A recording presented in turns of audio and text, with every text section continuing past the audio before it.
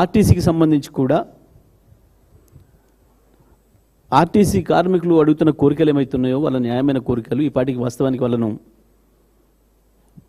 ప్రభుత్వంలో కలిపేయాల్సి ఉండే, కానీ దుర్మార్గంగా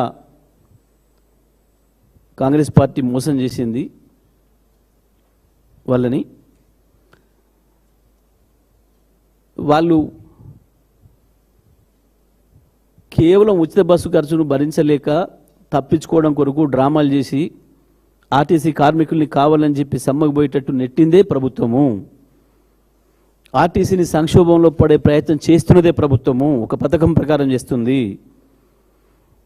గత 2.5 ఏళ్లలో 10,000 మంది రిటైర్ అయితే ఒక్కరిని కూడా ఇప్పటివరకు నియామకాలు చేయలేదు. పాపం ఉన్న కార్మికులపైనే దారుణమైన భారణం ఇస్తున్నారు. ఒకరొకరు 10 గంటలు 12 గంటలు పనిచేయిస్తున్నారు.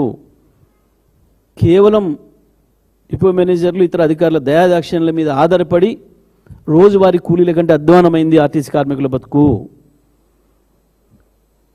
మేము డిమాండ్ చేస్తున్నాం, వెంటనే ఆర్టీసీ కార్మికుల న్యాయమైన సమస్యలు ఏదైతే ఉన్నాయో వాటిని పరిష్కారం చేయాలి. వాళ్ళని పిలిచి వెంటనే సమ్మెను నిలుపుదల చేసేటట్టు చేయాల్సిన బాధ్యత ప్రభుత్వం పైన ఉంది.